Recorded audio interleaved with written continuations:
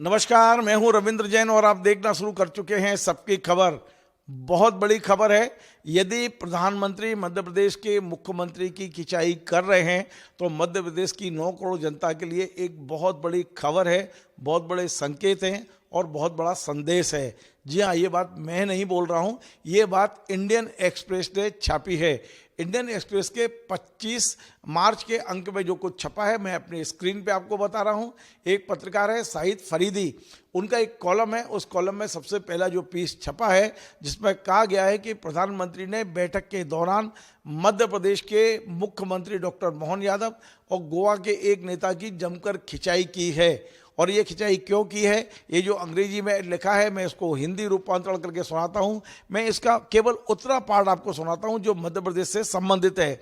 इस पे हेडिंग बिल्कुल लगी हुई है जो आप देख रहे हैं कि सीईसी बैठक में, यानी ये सीईसी का मतलब है कि भारतीय जनता पार्टी चुनाव समिति की जो बैठक है उस बैठक में प्रधानमंत्री ने मध्य प्रदेश के मुख्यमंत्री और गोवा भाजपा के प्रमुख की खिंचाई की। हेडिंग में लिखा हुआ है कि इन दोनों की खिंचाई हुई है। अब मैं खबर को आगे हिंदी में पढ़ के सुनाता हूं। प्रधानमंत्री नरेंद्र मोदी मौजूदा लोकसभा चुनाव के लिए भाजपा उम्मीदवारों के चयन में गहरी दिलचस्पी ले रहे हैं। उन्होंने पार्टी की केंद्रीय चुनाव समिति की सभी बैठकों में भाग लिया और हर एक उम्मीदवार की ताकत और कमजोरियों पर चर्चा की। ये तो एक सामान्य है। इसके बाद जो मध्य प्रदेश का संदर्भ आया है इस खबर में, उस पर आप गौर कीजिए। हाल ही में हुई एक ऐसी बैठक में जब मध्य प्रदेश के मुख्यमंत्री मोहन यादव ने इंदौर लोकसभा के लिए एक उम्मीदवार का नाम सुझाव दिया। प्रधानमंत्री ने यादव से पूछा कि उस विशेष उम्मीदवार को टिकट क्यों दिया जाना चाहिए। यादव ने कहा कि वे मुख्यमंत्री के रूप में भोपाल में हैं और जिस उम्मीदवार का वे सुझाव दे रहे हैं वह इंदौर के साथ साथ उज्जैन की भी देखभाल करने के लिए पर्याप्त मजबूत हैं। उन्होंने कहा कि इस तरह पार्टी राज्य के पूरे मालवा क्षेत्र की देखभाल कर सकती है। ये मोहन यादव जी ने जब पीएम से कहा तो प्रधानमंत्री ने मुख्यमंत्री से कहा कि वे भोपाल में बहुत कम समय बिताते हैं और अक्सर उज्जैन जाते हैं। ये प्रधानमंत्री ने कहा।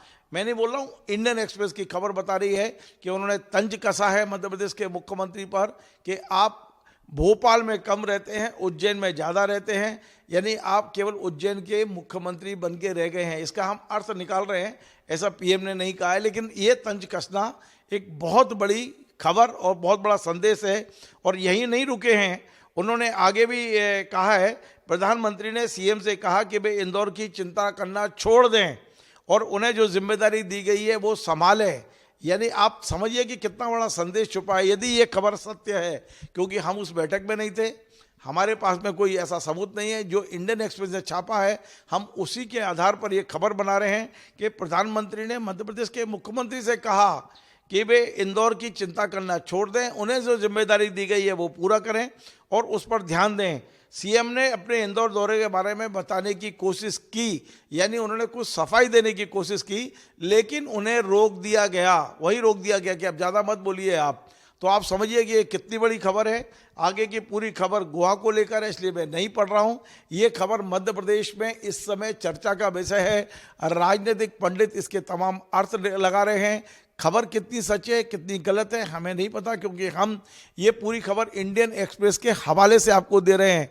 यदि खबर सच है तो मध्य प्रदेश की राजनीति के लिए आने वाला समय बहुत कहना चाहिए कष्टकर भी हो सकता है, कुछ भी हो सकता है। मैं ये नहीं बोल रहा हूँ कि कोई बहुत बड़ा परिवर्तन है, लेकिन प्रधानमंत्री जी का संकेत देना, संकेतों में समझा देना, ये मध्य प्रदेश के मुख्यमंत्री के लिए संदेश है। यदि वे इसको ही संदेश समझकर यदि वाकई जो पीएम चाहते हैं, जो केंद्रीय नेतृत्व चाहता है, उस हिसाब से चल पाए तो ही आगे के मध्य प्रदेश में चलेंगे, वरना क्या होगा आप समझ सकते हैं। जिस तरह के निर्णय प्रधानमंत्री नरेंद्र मोदी, अमित शाह जी और आज की भारतीय जनता पार्टी लेती है, उसके बारे में मुझे कुछ कहने की आवश्यकता नहीं है, आप लोग समझ सकते हैं। लेकिन ये खबर बड़ी है, मध्य प्रदेश के लिए बड़ी खबर है। इंडियन एक्सप्रेस जैसे बड़े अखबार ने दी है, इसलिए मैंने इसका हिंदी रूपांतरण करके अपने दर्शकों तक पहुंचाने की कोशिश की है। आपको हमारा ये कार्यक्रम पसंद आए तो आप इसे शेयर करें, लाइक करें, कमेंट करें और आपसे बार बार निवेदन है हमारे इस चैनल को सब्सक्राइब अवश्य करें। धन्यवाद।